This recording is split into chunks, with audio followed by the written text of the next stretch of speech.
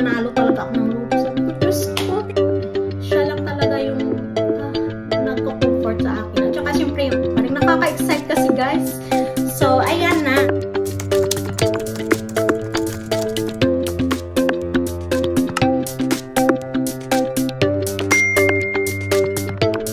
Hi guys! Welcome back po sa aming channel. How are you all? So, ako pala si Rhea, kung bago pa kayo dito. At saka yung aking American husband is Corey. So, apparently, he's not here today kasi may work siya guys. At ako naman ay sa Friday pa yung work ko. So, today, I have a lot of time to share to you guys kung ano yung nangyari sa interview ko sa naturalization test or US citizenship interview. I-share ko sa inyo kung ano yung aking experience at saka yung timeline na rin guys para may idea kayo. So, bago tayo magsimula, paki-click naman ng subscribe kung hindi ka pa nakapag-subscribe sa aming channel. And then, please like and share na rin. At saka, please hit the notification bell para updated ka sa mga videos pa na susunod na gagawin namin. So, and leave na rin ng comment mamaya kung may mga tanong kayo. Just comment lang para ma-replyan ko kayo guys. So, bago tayo magsimula guys, so yung US citizenship interview ko, ginanap doon sa Santa Clara, mga 1 hour away siya dito sa aming lugar. So, doon yun siya sa US Citizenship Application Support Center nangyari. Nag-apply pala kami guys ng aking N400 forms July 19. So, online na yun siya guys, electronics. So, doon kami nag-fill up ng forms sa USCIS website. Tapos, titingnan nyo rin yung eligibility nyo guys. Kasi, dito sa US, sa USCIS website, makikita nyo rin kung eligible na ba kayo mag-apply. At saka, kung naka 3 years ka na dito, na hindi ka umuwi ng Pinas, pwede ka na ata mag-apply. As long as naka-ROC ka na at nagkaroon ka na ng green card na 10 years, pwede ka na yan mag-apply. Pero tingnan nyo pa rin yung eligibility nyo guys, para sure talaga. So, kasi ako dito, more than 5 years na ako dito. So, kaka 6 years ko lang last November 6. So, ayan. And then, nag-apply kami electronically ni Habi at saka nagbayad na rin kami through credit card pala yung binayad namin. Ay, debit card pala guys ginamit ko sa pagbayad. Hindi yung credit card. Debit card ko pala yun. Yung binayad namin. Correct me if I'm wrong. I think $710 yung binayad namin. And then, after that, sinend na namin yung forms namin at nagbayad na. Yung payment, nag-go through na siya guys. And then, nag-update na yung, nag-email na sila sa akin na na-receive nila yung payment. At saka parang NOAA 1, na-receive ko na in like couple days after kami nag-file online. Na-receive ko na yung aking notice of action 1 na na-receive na nila yung application. And it says na ano nga, yung timeline is up to 3 to 6 months ata yung paghihintay. Ganon. Maximum of 6 months I think. So guys, para madali sa inyo, gumawa kayo ng USCIS account para doon yung ma-check lahat ng mga ganap ninyo sa application ninyo, matatrack nyo doon kung ano na yung update ng case ninyo. Kasi kami meron akong account online mula pa dati para makikita nyo kung ano yung update ng application ninyo. So, doon kayo gumawa sa USCIS website ng sarili nyong account para makapag-login kayo at matingnan nyo kung ano na yung nangyayari sa status ninyo. Yeah, so yan yung tips ko sa inyo. Gawa kayo ng account para mas madali. And then, after na-send yun nga, na-receive ko na yung NOAA Notice of Action 1 ko. So, naghintay lang ako guys. So, after 3 months or 90 days, na schedule na yung aking interview. And yung timeline pala 3 months lang pala guys, 90 days lang at saka na schedule na yung interview ko. And then yung nakalagay sa notice, hinintay ko lang pala yung notice pero nakita ko na siya online na nakaschedule na siya. Tapos hinintay ko lang yung notice, mga 2 weeks siya bago dumating yung notice sa mail. At saka isabi doon sa notice, follow mo lang yung i-read, basahin nyo lang yun, follow mo yung instruction doon kung ano yung gagawin mo, kung saan ka pupunta. Doon naman nakasulat naman yung lahat na kung saang USCIS ka mag-i-interview, ganun kung anong oras. Tapos nakasabi sa notice na you are not allowed to come like 30 minutes early sa interview mo. So, yun. And then, nakasabi rin doon na dalhin mo yung lahat na original documents na sinubmit mo electronically nung nag-apply ka ng N400 form application. So, yun sa akin, dinala ko, syempre, nilagay namin yung birth certificate ko, birth certificate ni Mr. And then, my our marriage certificate pala, marriage certificate. And then, yung ITR ni Mr. Yung ITR, ano ba yun? Tax transcript ni Mr. na 3 years. Kasi filing jointly kami. Bali, yung dadalhin nyo guys, yung mga, kung nag-apply kami, citizenship through the as US citizen spouse. So yung dadalhin mo talaga yun yung jointly, ano nyo, yung like joint account ninyo. I mean, joint filing na tax transcript namin ni Mr. So, 2021, 2022, and 2023. Kasi yun yung in-upload namin online eh. And then, next yan, yung pictures din na namin together and with families na dito na ako sa US. Yun yung in-upload namin. At saka yung nagbakasyon kami sa Pilipinas last year, yun, inano ko rin yun. In-upload ko rin namin yun. Tsaka dinala ko rin. Tapos nagdala rin ako ng additional documents. Baka hindi natin alam, ang hingi pa sila ng additional documents. So yung dinala ko is yung leasing agreement namin dito sa apartment. Kasi nakapangalan naman yun sa amin, dalawa ni Mr. Tapos yung PG&E bill, kasi nakapangalan din sa amin. At saka yung insurance sa sasakyan. And then, yan lang. Tapos, kasi yung pinaka-importante talaga yung tax transcript namin ni Mr. Yun talaga yung nagpapatibay ng evidence kasi nagbabayad tayo ng tax sa government. So, yun siya. And then, dinala ko lang yung mga expired na passport ko kasi baka kailangan din at saka yung expired na green card ko. If in case lang. Pero alam nyo ba guys, mamaya ako na lang sasabihin sa inyo kung kasi kasama na yon. So, ngayon, sinasabi ko lang sa inyo kung ano yung mga dinala ko. Pero sa case-to-case basis, ito guys ha, yung sinishare ko lang sa inyo kung ano yung nangyari sa akin, yung sa case ko. Pero hindi natin alam yung sa inyo kasi kanya-kanya naman tayong experience at saka baka malay nyo iba rin yung hihingin sa inyo. So, yun lang yung mga dinala ko kasi yun lang naman yung in-upload namin ni Mr. Pero yung sa inyo, kung ano yung need nyo, dalhin nyo na lang para sure. Kasi hindi naman lahat pare-pareho, 'di ba, na experience. So, case-to-case basis talaga. At saka depende rin sa makuha ninyo na immigration officer or kung mabait o di kaya o stricto, parang ganun. So, be prepared lang palagi, guys. At huwag magpakaba. Pray lang tayo sa may kapal. Siya lang talaga ang nakakaalam at siya lang talaga yung nagko-comfort sa akin. At saka syempre yung asawa ko. Pero pag nagdadasal ako guys, taimtim talaga guys yun. Sabi ko, Lord, bigyan mo naman ako ng pinakamabait na console. Ganon. At saka yung pinakamabait na immigration officer, yun lang talaga yung panalangin ko, yung hindi yung stricto na babalatan ako doon sa room. Charot. So, wag na tayong paligoy-ligoy guys. Ito na yung experience ko ha. Guys, parang napahaba ako ng kwento ha. Pagpasensyahan nyo na. Parang nakaka-excite kasi guys. So, ayan na. Yung schedule ko is Friday siya. 10:45 AM.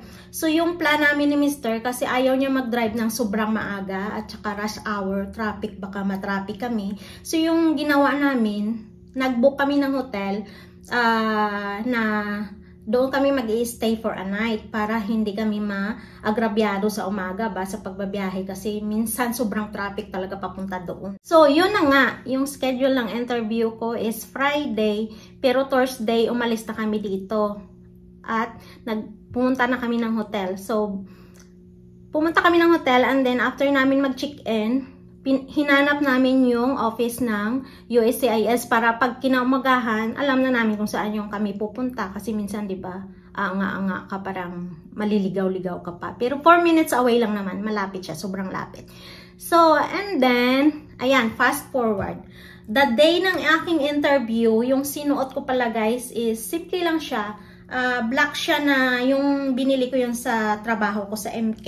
Yung sleeveless lang siya na covered yung dito. Sleeveless siya na dress, mahaba.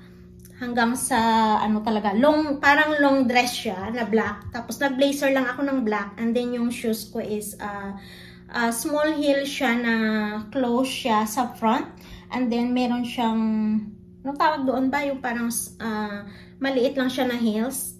Hindi gaano mataas. Parang 2 inches siguro. Yun lang yung sinuot ko. Super simple. And then nag-makeup lang ako ng parang ganito lang. Light lang siya na makeup. Hindi yung over ha. Tapos yun. Doon na. Dumating na kami guys sa USCIS Support Center. Mga ano ba yun? Yung interview ko 10:30. 9 andun na kami guys. Doon na lang kami naghintay. Kasi nga nag-check out na kami sa hotel kasi yung check out sa hotel is 11. Baka mamaya malate ng matagalan ako doon sa interview ko tapos check out is 11. Mamaya ma-charge kami double ng $160 per night. So, nag-check out na lang kami and then diretso na doon. So, 9 AM andun na kami guys. Grabe, sobrang aga. Nag-study pa ako sa car. Ganyan, kaba-kaba pa ako. Pero nag-pray talaga ako guys bago ako nag-interview. So, yun na 10:35 yung schedule ko. Lumabas na kami 10:15 ata ng car. Tapos naglakad-lakad konti. Tapos pagdating doon, ay sinamahan pala ako ni Mr. hanggang sa labas lang ng USCIS. Kasi bawal pumasok yung hindi kasama. Si Mr. doon lang sa labas naghintay. Sa sasakyan lang pala siya guys. Kasi bawal pumasok. Tapos pagdating ko na sa door, meron dyang parang reception, first reception. May nagbabantay doon na guard. Sabi niya, ma'am, I need your, what they call that one? The appointment letter. And then, your green card or ID. So, pinakita ko na lang yung green card at saka yung appointment letter. And then, sabi niya, okay, you're good to go. Good luck. And then, sinabihan niya ako na pumunta dyan sa left side kasi for security check. So, pumunta ako ng left side, tapos nag-wait lang ako kasi medyo mahaba yung pila. May 5 people ata na nakauna sa akin. So, doon ako, naglinya na lang ako. Tapos, isa-isa kaming tinawag for security check. Saglit lang, inom ako ng tubig.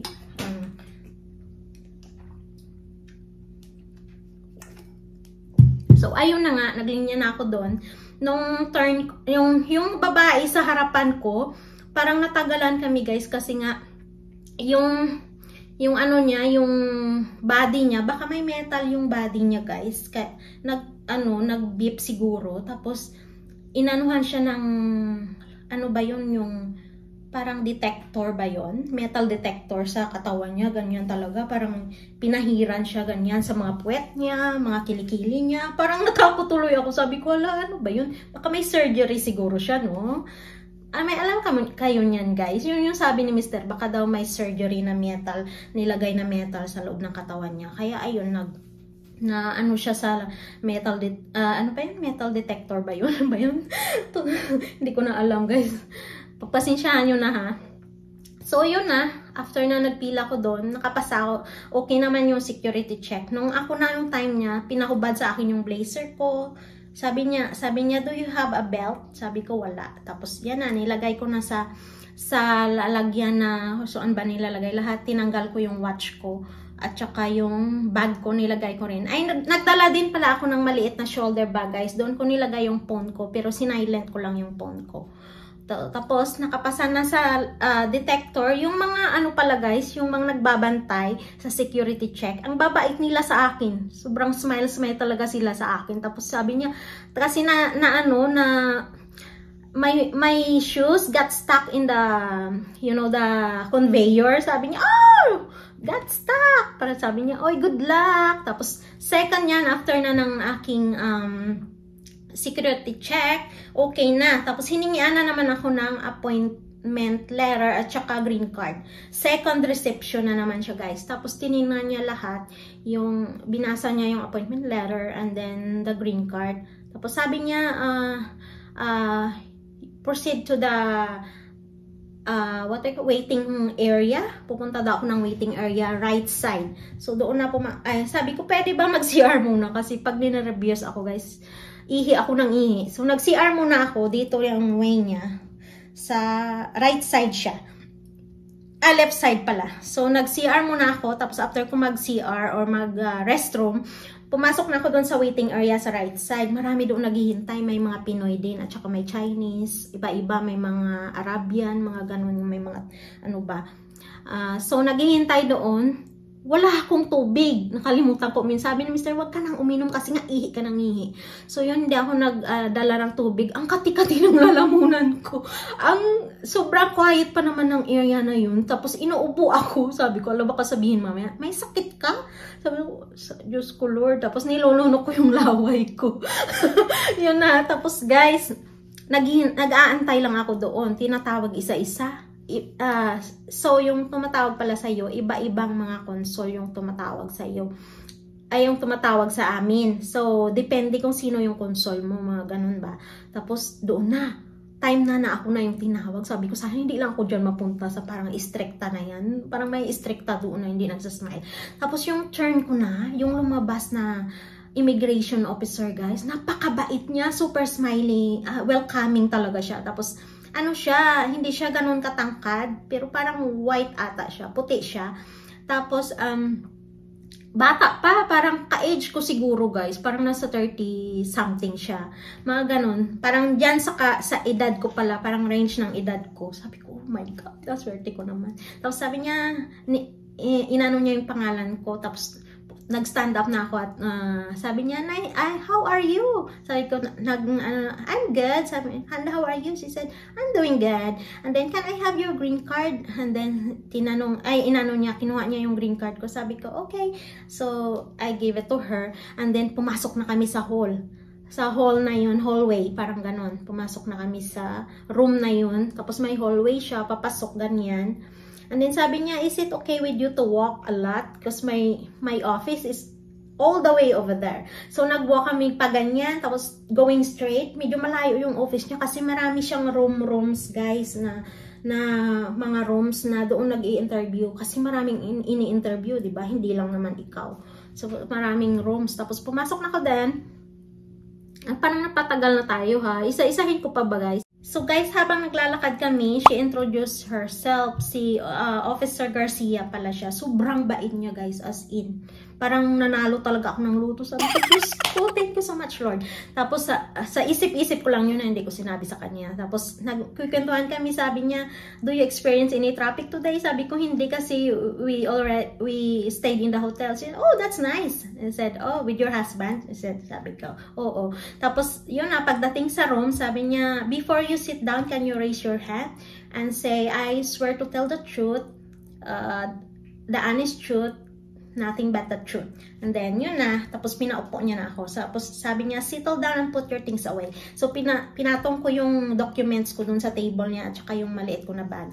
Tapos, sabi niya, before we start, tapos tinanong niya ako regarding sa forms kung, sabi niya, kung ilang taon na ako dito. Sabi ko, when was the day that I started become permanent resident? So, sinabi ko na. So, more than 5 years na ako. Sabi niya, oh, you're more than 5 years. So, you don't need to apply for a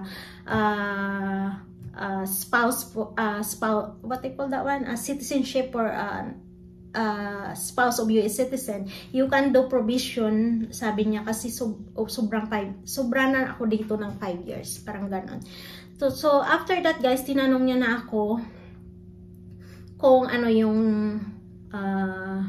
full name ko, and then kung ano yung address ko, and then when we get married, and then what's my husband's name, and then what else, when we get married, and then what's his birthday, I think, and then about the forms, nagtanong pala siya if we had a vacation or we ever traveled outside the Philippines, and I mean outside the United States pala. And of course sinabi ko, kasi nakalimutan ko yung fill upan sa forms ko guys, so sinabi ko yes we did and last year. Tapos sinabi ko tandaan nyo rin pala guys ha, kung nag-travel kayo, tandaan nyo kung anong date kayo, kung ilang days kayo, at kung ilang days, tandaan nyo kung anong date kayo nag-travel at kung kailan kayo bumalik ng Amerika.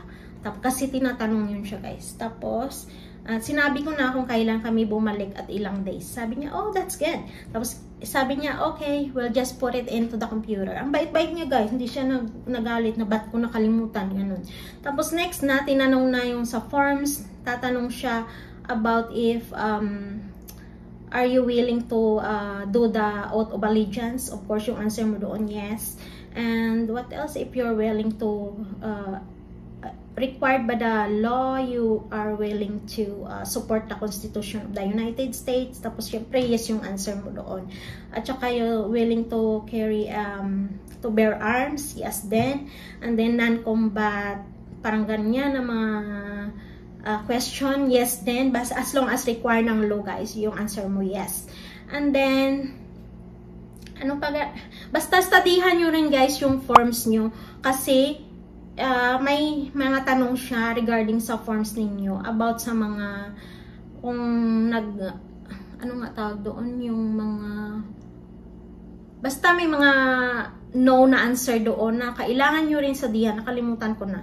Tapos proceed na, sabi niya okay, let's proceed to your civics questions. So ito pala na inano ko dito yung civics test questions kasi nakakalimutan ko. So yung number 1 pala na tinanong niya is under our constitution some powers belong to the states. What is one power of the states? So yung answer ko is provide schooling and education. Tapos after ko nasagot yung first question, sabi niya okay, great, that's right. And then second question, tinanong niya ako na how many amendments that the Constitution have. So, I answered 27. Sabi niya, correct. And then, third question na guys. Kakount ako dito. Sabi ko, Diyos ko, parang ang easy-easy lang naman ito. Diyos ko, parang ganyan-ganyan. Kaya ko yan. Tapos, third question, who make federal laws? My answer is Congress. Sabi niya, okay, correct. Fourth question, what movement tried to end racial discrimination? And then I answer, civil rights movement. Sabi niya, that's right. And then number 5 question. So, when was the Constitution written? Ang answer ko is 1787. Sabi niya, awesome. And then number 6 question, when do we celebrate Independence Day? Sabi ko sa isip ko, oh my God, that's so easy. July 4th. That's my answer. Sabi niya, you got it correct. The 6 questions, you got it correct. So, you passed your civic test. Congratulations. Bait-bait niya. Sabi ko, thank you so much. And then, nag-proceed. And then, she said that you passed your civic test. And then, we gonna proceed to the reading and writing test. And then, sabi niya, I have the iPad here. And then, you read it. And then, I read the nakalagay dyan na, who was the first president? Tapos binasa ko, who was the first president? And then she answered it. She said, you're gonna write the answer in the iPad, okay, with a pen. So may pen pala yun siya guys, na nakalagay, na dyan mo isusulat sa iPad.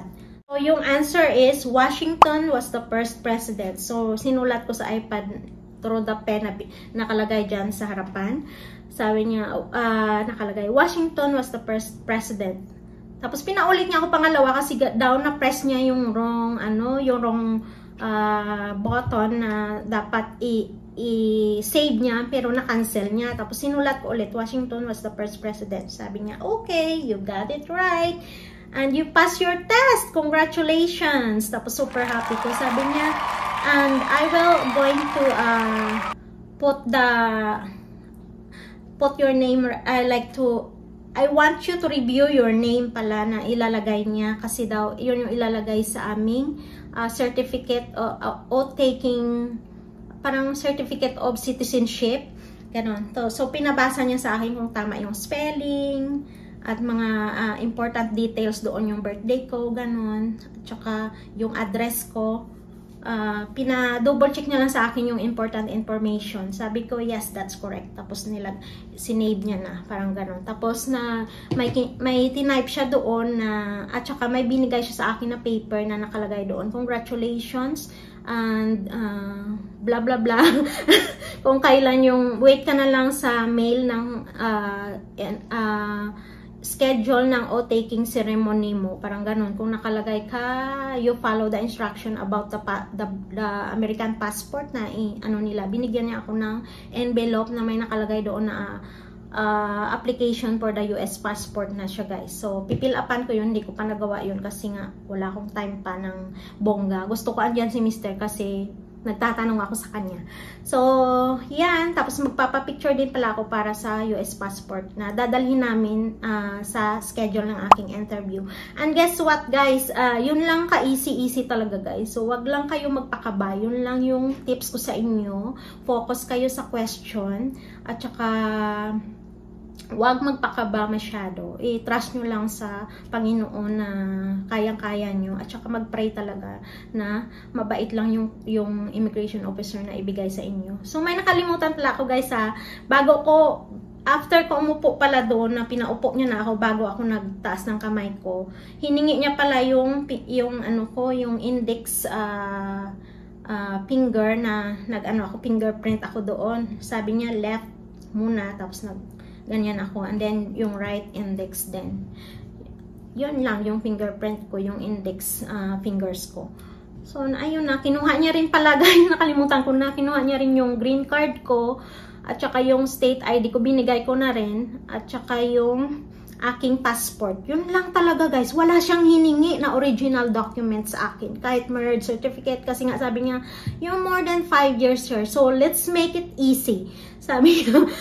Tapos tatawa-tawa pa siya. Tapos ang super smiley at saka smiling face niya, guys. At saka ang bait-bait niya. Sabi ko, Diyos ko, pag binigyan ko to ng review, 10 talaga itong ibibigay ko sa kanya kasi super bait niya at saka hindi siya stricto, guys. Parang nag-aanuhan lang kami. Parang nag-a-apply ka lang sa trabaho na kaka-hire mo lang, guys. As in, or parang after ng interview ko, parang nanalo lang ako, guys, sa sa game show na may panalunan ka ba. Grabe yung feeling. Ang sarap-sarap sa feeling, guys, na napasa mo yung naturalization test mo or US citizenship interview, guys. Diyos ko. Sabi ko, oh my God, maging American citizen na si Lola ninyo. Charot.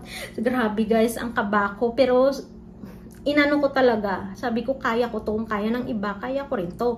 'Di ba? Wag lang talaga pakaba, guys. Tapos deep breath lang kayo. Parang i-deep breath nyo lang, guys, parang ganun. Inhale, exhale nyo lang, makuha lang yan. Tapos pag doon na kayo sa room, ang dali-dali lang, huwag kayo pakaba, guys. As long na alam nyo kung ano yung sasabihin nyo, sa ulado nyo lang, hindi kayo nagsisinungaling, carry yan. Tapos wala talaga siya, guys, hiningi sa akin na like original copies na dinala ko, guys. Wala siyang hiningi. Passport, ID ko, state ID, at saka green card, yun lang talaga yung tiningnan niya. Kasi nga daw, sabi niya, more than 5 years na ako dito. So, okay na talaga. So, depende rin siguro, guys. Case to case basis ito, guys, ha. Huwag nyo i-consider na same din yung mangyayari sa inyo. So, depende kung ano yung setup ninyo, guys. So, just be yourself lang talaga. And then, as long nagsasabi ka ng truth, nothing but the truth, you are good. Pasado nyo yan, guys. At saka dalhin nyo lahat ng documents na, original documents na sinubmit nyo sa pag-file ng N400 forms. So, go na yan. Okay na yan siya, guys. And then, paglabas ko doon, nakita na ako ng mga sa security check. Tinanong nila, did you pass? Sabi ko, yes! He said, oh, congratulations! And then, bago pala ako, guys, lumabas ng office niya, ginaid niya ako palabas talaga, guys, sa hallway kung saan din kami nagkita ng immigration officer ko. Sabi niya, congratulations, now you need to celebrate it with your husband. Ang bait-bait niya, guys, as in. So, yun lang talaga, guys, yung na-experience ko. And then, tinawagan ko si Mr. nung doon ako sa labas. Sabi ko, andito na ako, sunduin mo ako dito sa harapan. Tapos, yun na, kinongratulate ako ni Mr. And then, nakita ko rin yung friend ko doon na doon siya nagtatrabaho. And then, nag-picture kami doon sa labas ng USCIS. So, yun lang siya, guys. Super easy. And then, good news pala kasi nag-email na sila sa akin na mail na daw yung o-taking appointment ko. Yung o-taking, kung kailan yung notice for my o-taking ceremony. So, I think it's coming to the mail na, guys. Update ko kayo kung ano na naman yung mangyayari sa o-taking ceremony ko, guys. So, ayan, hindi na talaga ito mapipigilan. Magiging US citizen na talaga si lola ninyo. And thank you so much, guys, for the support. If you like more videos like this, give me a big thumbs up. Ano ba yan? Nabubulong mo. Please give me a big thumbs up. And then, please subscribe na din, guys, kung hindi pa kayo nakapag-subscribe. Para baka naman. Yun lang yung matips ko sa inyo, guys, na mag-study kayo palagi para ma-memorize nyo yung 100 civics questions. Pero, pag nasagot nyo 6 correct answers, mag-i-stop na rin yung officer. Pero minsan, meron din daw officer na i-continue niya pa up to 10 questions yung civics test ninyo. So, depende talaga, guys, sa sitwasyon. Pero sa akin, after ko nasagot yung 6 questions correctly, nag-stop na siya. And then, proceed to the writing and reading and writing test na. So, yun, guys. Good luck sa inyo, sa mga kukuha dyan. So, kung may tanong kayo, leave a comment. Meron pala ako, guys, additional tips sa inyo. So, mag-study lang kayo once na-receive nyo na yung schedule ng interview ninyo. Mag-study kayo ng 100 civics questions, guys. Yung latest. Pwede nyo yun i-download sa USCIS website. Meron dyang latest questions na 100 civics questions for naturalization test. Doon kayo mag-download. O di kaya bumili kayo ng flashcards para madali siya mag-aral, guys. Kasi ako, meron akong flashcards na binili ni Mr. sa Amazon, guys. Yun yung latest niya.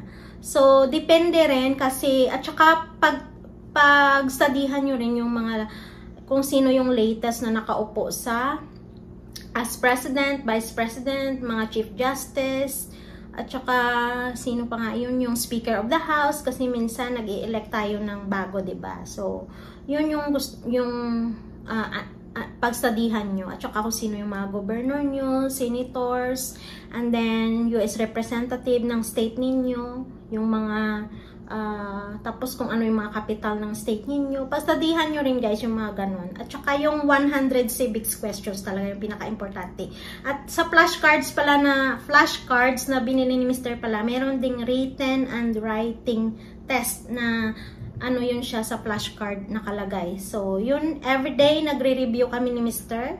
Minsan bago matulog, kine-question niya ako. Naiinip na nga yun kasi daw everyday. Sabi ko, okay lang yun kasi pag natapos to, wala ka nang problemahin. So, yun lang siya, guys. Kung may mga tanong lang kayo dyan. Just leave a comment. So, I will reply as long as I can, guys. Kasi may trabaho din tayo. Minsan, busy din tayo. Mag-antay lang kayo, charot. So, thank you so much, guys, for the support. I love you all. Have a great one, guys. Bye!